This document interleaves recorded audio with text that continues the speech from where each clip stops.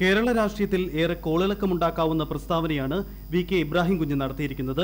മുസ്ലിം ലീഗിന് സർക്കാർ കീഴടങ്ങുന്നു എന്ന വിമർശനം ഉന്നയിച്ചവർക്ക് ലഭിച്ച പുതിയ ആയുധമായി ഈ പ്രസ്താവന മാറും. മുസ്ലിം ലീഗാണ് സംസ്ഥാനം ഭരിക്കുന്നതെന്നും ലീഗിന് അഹിതമായതൊന്നും കേരളത്തിൽ നടക്കില്ലെന്നുമാണ് ഇബ്രാഹിം കുഞ്ഞ് തുറന്നടിച്ചത്. അള്ളാഹുവിന്റെ അനുഗ്രഹത്താൽ ലീഗിന് ഹിതമല്ലാത്തത് ഇപ്പോൾ നടക്കില്ല. ഇത് ലീഗിന്റെ പ്രവർത്തകരും അനുയായികളും മനസ്സിലാക്കണമെന്നുമാണ് പട്ടാമ്പിക്കടുത്ത് കുലുക്കല്ലൂരിലെ പാർട്ടി വേദിയിൽ ഇബ്രാഹിം കുഞ്ഞ് പറഞ്ഞത്. ലീഗാണ് നിയന്ത്രിക്കുന്നത് എന്ന് നമ്മളത് സമ്മതിച്ചു കൊടുക്കുന്നില്ലെങ്കിൽ പോലും സത്യം അതാണെന്ന് നമുക്കെല്ലാവർക്കും അറിയാം.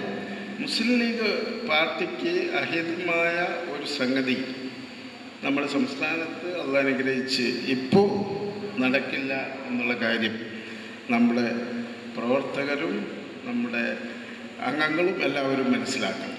നമ്മളാണ് ഭരിക്കുന്നത്, നമ്മളാണ് ഇത് കൊണ്ടു നടക്കുന്നത്, നമ്മളാണ് ഇതിൻ്റെ കാര്യകർത്താക്കൾ. സംസ്ഥാന മന്ത്രിസഭയിലെ ഒരംഗത്തിന്റെ ഈ വിവാദ പ്രസ്താവന UDF രാഷ്ട്രീയത്തിൽ ഉണ്ടാക്കാവുന്ന പ്രതിസന്ധി ഏറെ വലുതായിരിക്കും. മുസ്ലിം ലീഗിന് പിന്നാലെ കോൺഗ്രസ് നേതൃത്വവും മുഖ്യമന്ത്രിയും ഇതിന് മറുപടി പറയേണ്ടി വരും. സർക്കാർ ലീഗിന് കീഴടങ്ങുന്നു എന്ന വിമർശനം ശരിവെക്കുന്നതാണ് മന്ത്രിയുടെ പ്രസ്താവനയെന്ന് പ്രതിപക്ഷം വാദിക്കും. എന്നാൽ സാധാരണ പാർട്ടി യോഗങ്ങളിൽ ആരും സംസാരിക്കാറുള്ളത് മാത്രമാണ് താൻ പറഞ്ഞതെന്നാണ് ഇബ്രാഹിം കുഞ്ഞിന്റെ വിശദീകരണം. നമ്മൾ പാർട്ടി യോഗത്തിൽ ഒരു പ്രസംഗം നടത്തുന്നത് ഏത് പാർട്ടി യോഗത്തിലും ഇങ്ങനെ തന്നെയാണ് എല്ലാവരും പ്രസംഗിക്കാറ്.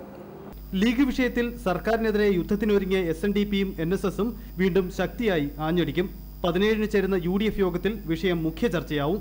ലീഗിന് കീഴടങ്ങുന്നു എന്ന് ഏറെ പഴി കേൾക്കേണ്ടി വന്ന മുഖ്യമന്ത്രി UDF യോഗത്തിൽ മറുപടി പറയേണ്ടി വരും. മന്ത്രിയുടെ പ്രസ്താവന വളച്ചൊടിച്ചതാണെന്ന വാദവുമായി മുസ്ലിം ലീഗ് രംഗത്തെത്തിയാലും കേരള രാഷ്ട്രീയത്തിൽ ഇതുണ്ടാക്കാവുന്ന വിവാദങ്ങൾ ചെറുതായിരിക്കില്ല. 5ാം മന്ത്രി വിവാദം തൊട്ടേ മുസ്ലിം ലീഗിനെതിരെ ഉന്നയിക്കുന്ന ആരോപണങ്ങൾ ശരിവെക്കുന്നതാണ് ഇപ്പോഴത്തെ വിവാദങ്ങളെന്ന് സർക്കാരിന്റെ പ്രതിയോഗികൾ വാദിക്കും. പാലക്കാട് നിന്നും ബിനീഷ് അരവിന്ദിനൊപ്പം തിരുവനന്തപുരത്ത് നിന്നും TG സജിത്ത്, ഇന്ത്യ വിഷൻ.